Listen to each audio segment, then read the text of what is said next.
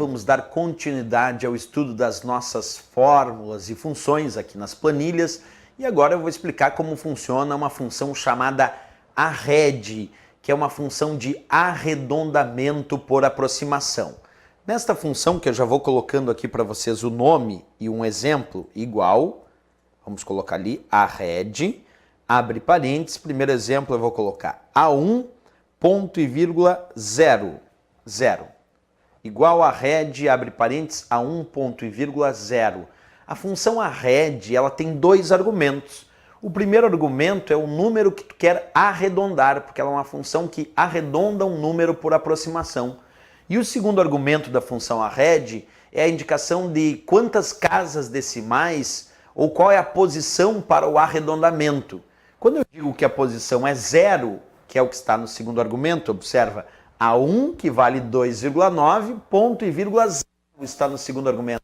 O 0 indica que eu quero arredondar esse valor 2,9, que é o valor de A1, para nenhuma casa decimal. Porque ele está com uma casa decimal, ele está 2,9, mas eu quero arredondar ele para nenhuma casa decimal. Eu quero deixar esse valor sem casas decimais. Como é que eu posso arredondar esse valor para deixar sem nenhuma casa decimal? 2,9, te pergunto. Arredondando para nenhuma casa decimal, já que o arredondamento é por aproximação. Será que 2,9 é mais próximo de 2 sem nenhuma casa decimal? Quer dizer, vou arredondar para baixo. Ou será que ele é mais próximo de 3 com nenhuma casa decimal? Bem, 2,9 é mais próximo de 3. Então, quando eu arredondar 2,9, que é o conteúdo de A1, para 0 casas decimais, isto é, para nenhuma casa decimal, vai ter que ficar 3 aqui como resposta. Observa, 3 foi a resposta da nossa função arred. Porque 2,9, sem nenhuma casa decimal, não é mais próximo de 2. 2,9 é mais próximo de 3. Por isso que no arredondamento aqui, a resposta ficou justamente, observa, 3. Agora, professor, se tu fizer esse arredondamento aqui em B2, B2 vale 2,1. E aí qual vai ser o arredondamento de B1, desculpa, B1. B1 vale 2,1. Então vamos botar ali, ó, arred B1, que vale 2,1, ponto e vírgula 0 de nenhuma casa decimal. Qual é o arredondamento? Bem, 2,1 sem nenhuma casa decimal é mais próximo de 2 do que de 3. Então, quando eu arredondar aqui com a função arred, vai ficar 2. Porque agora sim, 2,9 era mais próximo de 3. Arredondou para 3. Mas 2,1 arredondou para baixo e virou 2. Então, arredondar B1, que vale 2,1, para nenhuma casa decimal, a resposta que fica é 2, como vocês viram ali. Porque agora eu estou arredondando para baixo, já que 2,1 é mais próximo de 2, se comparado ao 3. Professor, e aqui, ó, C1 vale 2,5. Nesse exemplo, vamos fazer ó, arred C1, que é o número que tu quer arredondar, tu bota no primeiro argumento, e no segundo argumento a posição desse arredondamento, que é a posição 0 de nenhuma casa decimal. 2,5 sem nenhuma casa decimal é mais próximo de 3 ou de 2? Professor, mas aí está no meio, porque 2,1 vira 2, 2,9 vira 3, mas e 2,5 está bem no meio, será que vai virar 3 sem nenhuma casa decimal ou vai virar 2? Vai virar 3, porque quando está no meio, arredonda para cima. Então 2,5 está bem no meio, vai arredondar para cima e vai virar 3 também, observa lá o resultado, apareceu 3. Então, na função arred, é uma função de arredondamento.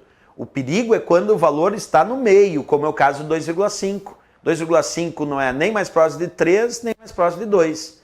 Mas se estiver no meio, vai arredondar para cima, então 2,5 já virou 3 aí no nosso arredondamento. Então, aqui tem que cuidar muito, né? Quando eu botei A1, 2,9 virou 3 porque arredondou para cima. 2,1 que era B1, virou 2 porque arredondou para baixo. E 2,5 estava no meio, se estiver no meio tem que arredondar para cima, aí virou 3 como resultado. Por isso que ela é chamada de função arred, porque ela é uma função de arredondamento por aproximação. Tem uma outra função, prima da função arred, que eu vou te mostrar agora, que não arredonda, só trunca na posição. E aí não importa se é 2,9, vai ficar 2, 2,1 vai ficar 2, ou 2,5 vai ficar 2 também. É a função truncar, que em vez de arredondar, trunca na posição indicada. Vamos construir ela agora, observa.